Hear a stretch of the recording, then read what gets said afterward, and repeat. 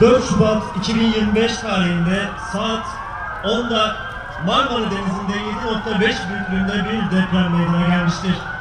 Tatbikat alanına ekipler giriş yaptığı sırada yol üzerine devrilen ağacın yol kapatması üzerine ESKAT ekipleri ağaç kesme motoru yardımıyla engeli ortadan kaldırarak yolu trafiğe açıyor.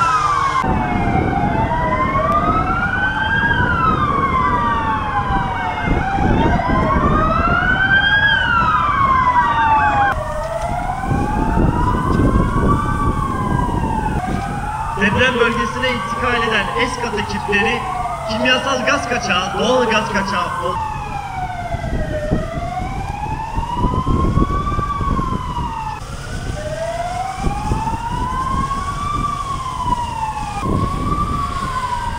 ...7.5 büyüklüğündeki depremin ardından tamamen kesiyor ve Büyükşehir Belediyesi itfaiye ekipleri şu an yangını söndürmeye çalışıyor. İtfaiye ekipleri şu an sebepleri paylaşıldı. Ansızlar vatandaşımızı uyarabilirler.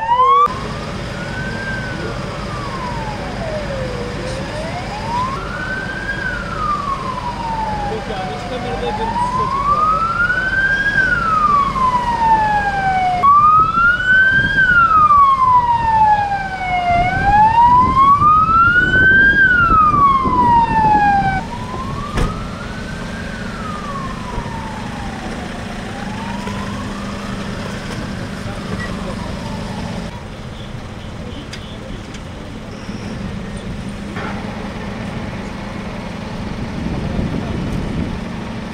Vatandaşlarımızı kontrollü bir şekilde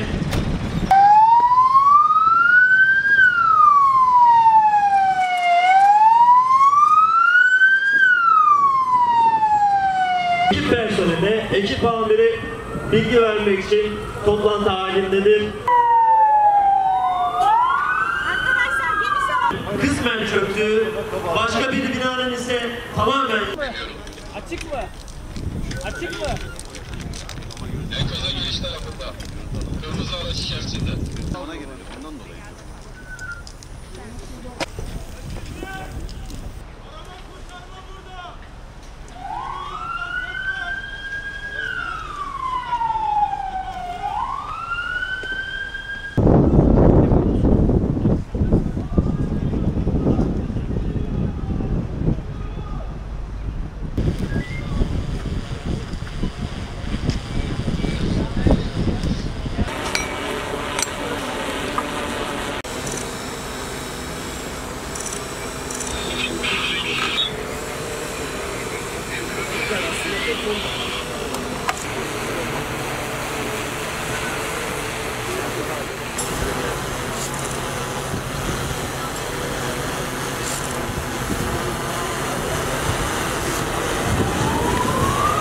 ...6 Şubat'ın yıl dönümü vesilesiyle bir tatbikat gerçekleştiriyoruz. Öncelikle 6 Şubat'ta vefat etmiş olanlarımıza rahmet diliyorum. Geride kalanlara tekrar sabırlar ve kolaylıklar diliyorum.